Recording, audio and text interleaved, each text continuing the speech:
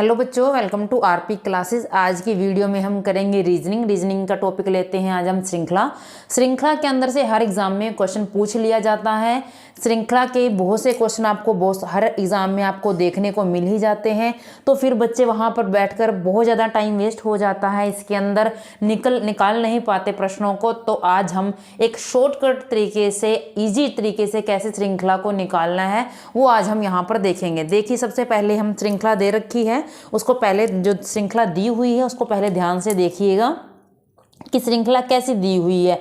सबसे पहले हमने क्या देखना है कि श्रृंखला का पहला और जो लास्ट वाली जो संख्या है, क्या इस संख्या में ज़्यादा अंतर है? नहीं, इस संख्या में ज़्यादा अंतर नहीं है। इसका मतलब क्या हुआ, श्रृंखला में ज़्यादा अंतर ना होने के कारण हम इससे अंतर से इसके डिफरेंस देख सकते हैं, कितने कितने का डिफरेंस है उससे हम निकाल सकते हैं। तो और क्या देखना है, श्रृंखला को ये देखना है कि श्रृंखला बढ़ते क्रम में है या घटते क्रम में है। हम देख पा रहे हैं कि श्रृंखला 3 से शुरू हो रही है और 3 के बाद 5 है, 5 के बाद 8 के बाद 12, यानी श्रृंखला बढ़ते क्रम में है आपकी।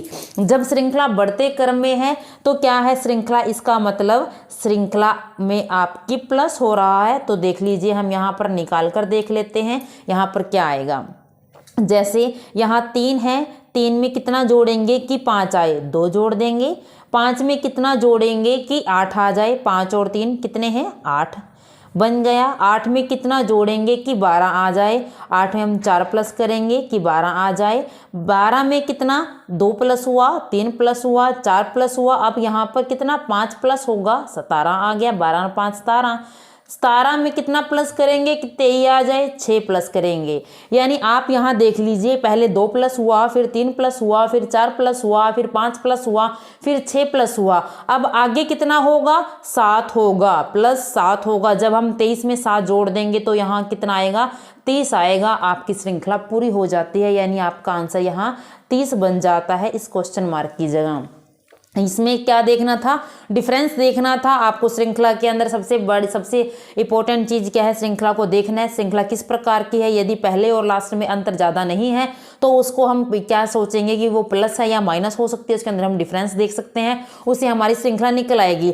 तो क्या हमने देखा कि ये श्रृंखला बढ़ते क्रम में है, पहली छोटी संख्या, उसके बाद उससे बड़ी, उससे बड़ी, उससे बड़ी संख्या है। तो हमने क्या कर देखा, पहले प्लस करके देखा कि क्या प्लस करने से निकल रही है, और हमने देखा कि हाँ, प्लस करने से हमारी श्रृंखला कंप्लीट हो रही है। ये थी हमारी श्रृंखला जिसके अंदर डिफरेंस देखना था और प्लस करना था। नेक्स्ट हम ले लेते हैं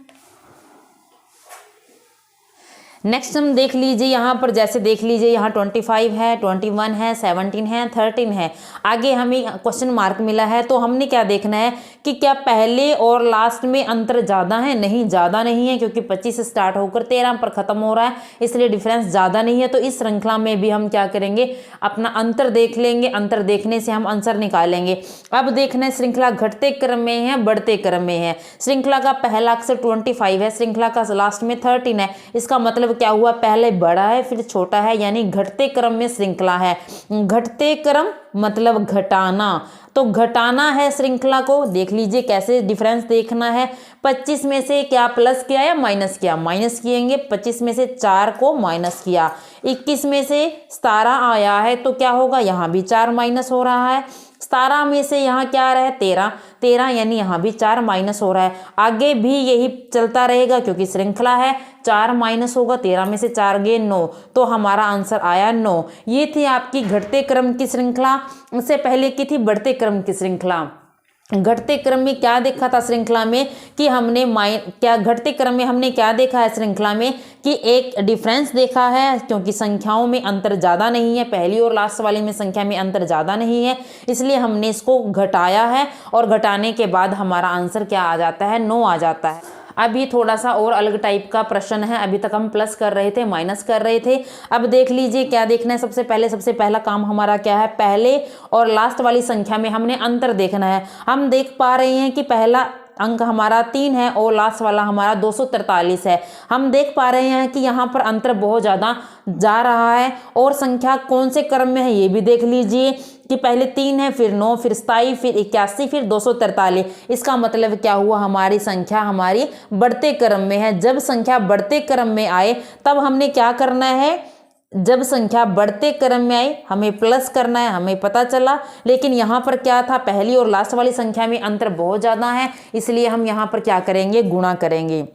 कैसे करेंगे, अब 3 को मैं किससे गुणा करूं कि 9 आए, 3 को किससे मल्टीप्लाई करना है कि 9 आए, 3 3 3 जा यानी 3 3 जा कितना है 9, 3 को 3 से गुणा करने पर हमारा 9 आ जाता है। अब मैं 9 को किससे गुणा करूं कि मेरा 27 आए, 9 को मैं 3 से गुणा करूंगी तो मेरा कितना आ जाएगा, 27 आ जाएगा।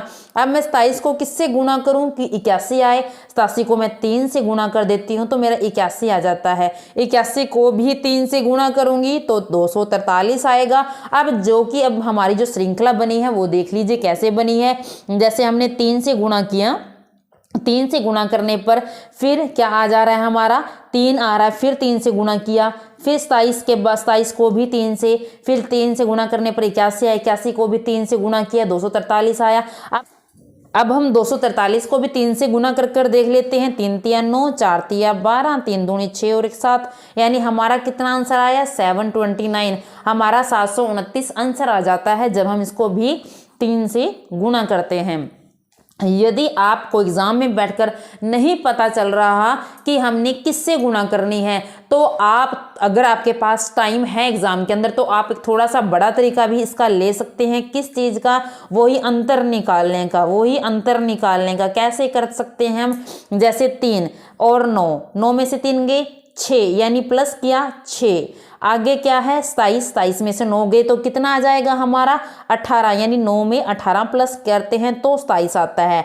अब 81 में से 27 गए तो कितना है हमारा 54 आ रहा है, और आगे 243 में से यदि मैं 81 घटाती हूँ तो मेरा 162 आ जाता है, तो मेरा कितना 162 आ जाता है। अब इसको ध्यान से, अब आप बिल्कुल इजीली से देख सकते हैं कि 6 तिये 18 तिया 54, 54 तिये 162, अब 162 तिया जो यहाँ आएगा 162 तिया, यानी 162 को 3 से गुणा करेंगे, 3 दूनी 6, 6 तिये 18, 3 एकम 3, 486, यहाँ पर आपका 486, यानी इसके अंदर मैं 486, 243 में 486 प्लस करूँगी, 243 में 486, 6 3 9, 8 4 12, 4 2 6 729, यानी आंसर वो ही आएगा। ये थोड़ा लंबा आपका तरीका हो जाता है, ये तरीका उस टाइम यूज करना है जब आपको कुछ नहीं सूझता कि इसमें अंदर मल्टीप्लाई करना है, प्लस करना है, माइनस करना है, और किससे मल्टीप्लाई करना है हमें नहीं पता चलता बहुत बार बहुत सम में। तो हमें कब, फिर हम डिफरेंस निकाल कर देख लेते हैं कि डिफरेंस से हमें पता चल जाता है बहुत बार कि जब डिफरेंस निकाल लेते हैं तो डिफरेंस से हमें पता चल जाएगा कि यहाँ मल्टीप्लाई हो रहा है या यहाँ क्या हो रहा है, तो हम अपना आंसर निकाल सकते हैं। कई बार क्योंकि संख्या छोटी है और उससे आगे बहुत बड़ी संख्या है तो डिफरेंस बड़ा बड़ा निकलता है और डिफरेंस निकालने में टाइम भी लगता है। डिफरेंस उस स्थिति में निकालना है जब आपके रास्ते बंद हो जाते हैं कि मल्टीप्लाई करना है, किससे करना है, कैसे करना है, तब आप ये तरीका आप अपना सकते हैं। आगे देख लीजिए, थोड़ा सा और इसी टाइप का सम है। अब क्या दे रखा है 2, अब देख लीजिए यहाँ पर डिफरेंस देखना है या कैसे करना है। यहाँ पर देख लीजिए क्या करना है, पहली संख्या लास्ट वाली संख्या में अंतर ज़्यादा नहीं है। अब फिर देखना संख्या कैसे दी हुई है, श्रृंखला आपको कैसे दे रखी है, 2 2 के बाद 2 आ रहा है, फिर 3 आ रहा है, फिर 6 आ रहा है, फिर 15 आ रहा है। यदि मैं आप सोचते हैं डिफरेंस 2 के अंदर कोई डिफरेंस नहीं है, फिर डिफरेंस कितने का 1 का है, फिर डिफरेंस कितने का है 3 का, फिर डिफरेंस कितने का, अब डिफरेंस से भी नहीं बन रहा। तो हम क्या करेंगे, क्योंकि हमारी श्रृंखला बढ़ते क्रम में है और बढ़ते क्रम में हम कैसे मल्टीप्लाई करेंगे या डिवाइड कर, क्योंकि डिवाइड तो कब होगा जब घटते क्रम में होगा, और घटा कब होगा जब घटते क्रम में होगा। या तो मल्टीप्लाई होगा या प्लस होगा, ये तो हमें पता है। अब कैसे, किससे मल्टीप्लाई किससे प्लस होगा वो देख लेते हैं। 2 को 2 से क्या करेंगे, जब 2 के बाद 2 आए उसके अंदर क्या करेंगे, हम गुणा कर हम देख लेते हैं क्या गुणा करने से हमारा आ सकता है। 2 के बाद 2 कब आएगा, जब मैं 2 को 1 से गुणा करूंगी तब 2 आएगा। अब देखेंगे 2 को किससे गुणा करें कि 3 आए, 2 को किससे गुणा करें 3 आए। यदि 2 को 2 से गुणा करेंगे तो 4 आएगा, यदि 2 को 1 से गुणा करूँ तो 2 आएगा। अब 2 को किससे गुणा करें तो हम देख लेंगे कि 2 को किससे गुणा करेंगे, 3 आए तो 1.5 से यानी 1.5 से गुणा करें तो 3 आ जाएगा। अब आगे बढ़ते हैं, 3 को किससे गुणा करूं कि 6 आए, 3 को मैं 2 से गुणा करती हूँ तो 6 आ जाएगा। अब 6 के बाद मैं किससे गुणा करूँ कि 15 आ जाए। 6 को 2 से गुणा करूँगी, जैसे कि श्रृंखला आप यहाँ देख पा रहे हैं कि यहाँ 1 है, 1 के बाद यहाँ 1.5 है, 1.5 के बाद फिर 2 आया, इसका मतलब 0.5 का यहाँ डिफरेंस बन रहा है। वही डिफरेंस वाली बात फिर आ जाती है। अब यहाँ पर फिर हम 2.5 से मल्टीप्लाई कर देख लेते हैं, यानी अगर 2.5 से मल्टीप्लाई करते हैं 6 को तो कितना आता है हमारा 15 आता है। तो यहाँ पर हमने किससे मल्टीप्लाई किया, 2.5 से मल्टीप्लाई किया। अब क्या है हमारा, आगे देख लीजिए, पहले 1 से गुना किया, फिर 1.5 से, फिर 2 से, फिर 2.5 से। अब गुना होगी किससे, 3 से गुना होगी। 15 तिया 45 आपका यहाँ आएगा। तो हमारा सी आंसर सही आ जाता है। आप देख पा रहे हैं यहाँ पर कि हमने पहले 1 से गुना किया, 1.5 से, फिर 2 से, फिर 2.5 से, फिर 3 से, यानी वही डिफरेंस 0.5, 0.5, 0.5 एंड 0.5 का आपने डिफरेंस लिया और आपका आंसर यहाँ पर निकल आता है। ये था हमारा किस चीज में, बढ़ते क्रम में, कि हमारी श्रृंखला आगे बढ़ रही है और हम प्लस भी नहीं कर पा रहे, तो हमने मल्टीप्लाई करके देखा कि मल्टीप्लाई कर से हमारा आंसर आ जाता है। अब और एक और प्रकार की श्रृंखला हम ले लेते हैं। इस श्रृंखला में देख लीजिए, अब पहले सबसे पहले क्या देखना है, श्रृंखला देखनी है। कैसे देखनी है कि सबसे पहला अंक और लास्ट वाले अंक में अंतर कितना है। आपने देखा कि अंतर ज्यादा बन रहा है, इसलिए आपका प्लस माइनस वाला सिस्टम नहीं चलेगा। तो फिर कौन सा चलेगा ये भी देख लीजिए। अब श्रृंखला घटते क्रम में है या बढ़ते क्रम में है, आप देखेंगे यहाँ कि यहाँ 512 है, उसके बाद 256 है, 512 के बाद 256 है, यानी आपकी श्रृंखला घटते क्रम में है। अब ये घटते क्रम में है तो फिर आपका क्या सिस्टम, बढ़ते क्रम में होती तो हम मल्टीप्लाई कर देते हैं, और घटते क्रम में है तो हम क्या करेंगे, डिवाइड करेंगे, हम अपना भाग करेंगे। अब भाग कैसे करेंगे वो भी देख लीजिए। वैसे तो श्रृंखला को देखकर आपको समझ आ ही रहा होगा कि कैसे भाग करनी है। मैं 512 को किससे भाग करूँ कि 256 आ जाए। मैं 512 को यदि 2 से भाग करती हूँ तो मेरा कितना आ जाएगा, 256 आ जाएगा। फिर मैं 256 को किससे भाग करूँ कि मेरा 128 आ जाए। 256 को मैं भाग कर दूं यदि 2 से तो मेरा 128 आएगा। 128 को मैं 2 से भाग करूंगी तो मेरा 64 आएगा।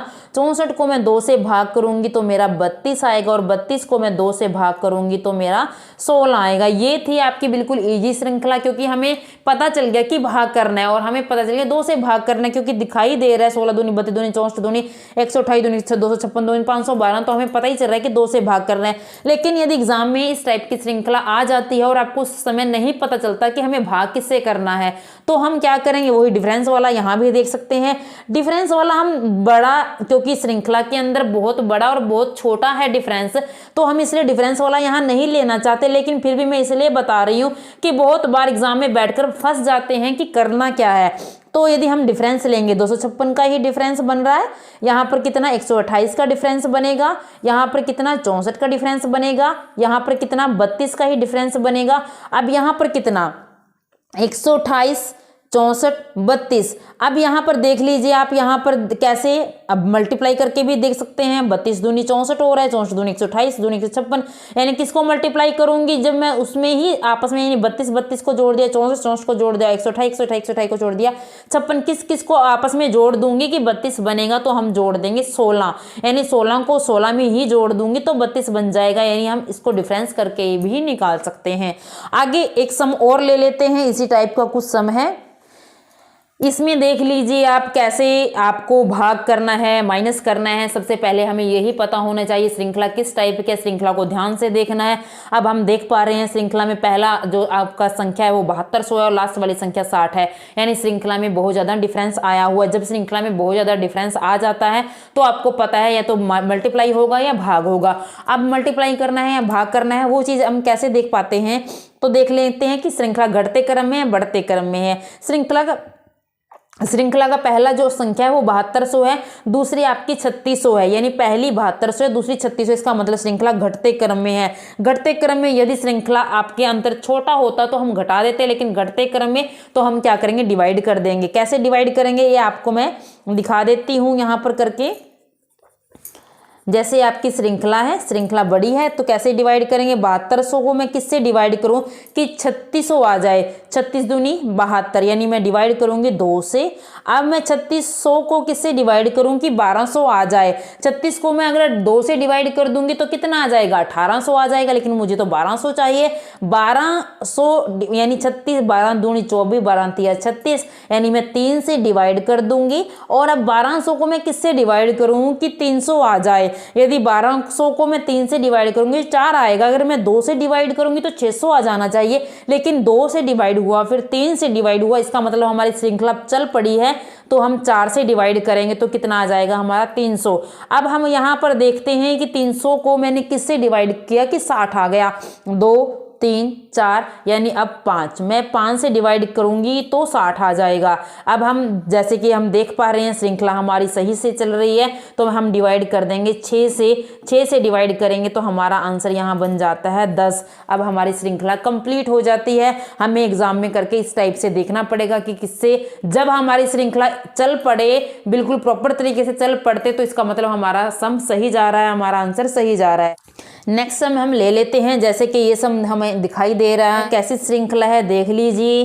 3 के बाद 5 आ रहा है, 12 38 154 पहले में और लास्ट में हमें डिफरेंस ज़्यादा दिखाई दे रहा है, इसलिए हम जो डिफरेंस वाला अंदर निकालना वो नहीं करेंगे। हम अब देखते हैं घटते क्रम में है बढ़ते क्रम में, श्रृंखला हमारी हम दिख रही है कि बढ़ते क्रम में हमारी श्रृंखला जा रही है, इसलिए इस श्रृंखला को क्या करके देखेंगे, हम मल्टीप्लाई करके देखेंगे। अब किससे मल्टीप्लाई करना है वो चीज़ देख लीजिए। अब मैं जैसे 5 आया हुआ है, इधर 3 को अगर मैं 2 से गुणा करूं तो कितना आएगा, 6 आएगा।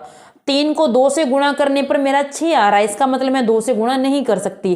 3 को 1 से गुणा करती हूं तो मेरा 3 एकम 3 आ रहा है। 5 कैसे आएगा, यदि मैं 3 को किससे गुणा करूं कि 5 आ जाए, तो दिमाग लगाओ थोड़ा सा। यदि मैं 3 को 1 से गुणा करती हूं तो मेरा 3 एकम 3 आ गया और उसके अंदर प्लस कितना करती हूं, 2 करती हूं, 3 एकम 3 और 2 5 बन गया।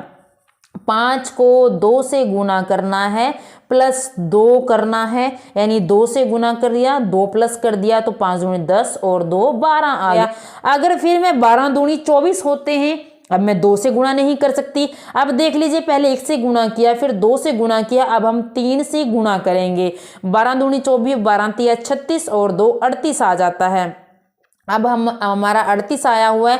अब पहले 1 से गुना किया, 2 से है, 3 से है, यहाँ फिर 2 प्लस किया, यहाँ भी 2 प्लस किया, यहाँ भी 2 प्लस किया, इसका मतलब हमारी श्रृंखला चल पड़ी है। अब हम 38 को किससे गुणा करेंगे, 4 से गुणा करेंगे। 38 को 4 से गुणा करेंगे, 8 चौका 32 का 2, 8 चौका 32 का 2 बच गया, 3 बच गया हमारा, 4 तिये 12 और 3 हमारा 152 आया, यानी 152 आ जाता है और प्लस 2 करके हमारा 154। अब हमें देखनी है कि नेक्स्ट संख्या क्या होगी।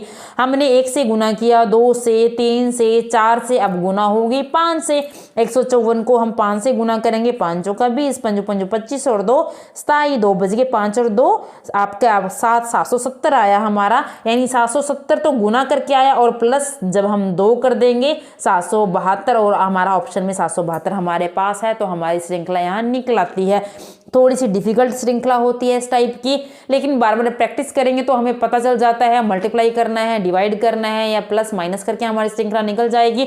और बहुत बार सिर्फ मल्टीप्लाई से काम नहीं चलता, मल्टीप्लाई प्लस प्लस भी करना पड़ जाता है और मल्टीप्लाई करने के बाद आपको माइनस भी करना पड़ सकता है। कुछ इस प्रकार की श्रृंखलाएं आ जाती हैं। तो नेक्स्ट हम देख लीजिए क्या है आपका, 1 है, जैसे 4 है, 9 16। अब पहले श्रृंखला को क्या देखना पड़ता है हमें श्रृंखला के अंदर, कि श्रृंखला घटते क्रम में है या श्रृंखला आपकी बढ़ते क्रम में है, ये चीज हमें देखनी पड़ती है। तो देख लीजिए कैसे देख पाएंगे हम श्रृंखला को, पहला अक्षर और लास्ट वाला अक्षर देख लीजिए।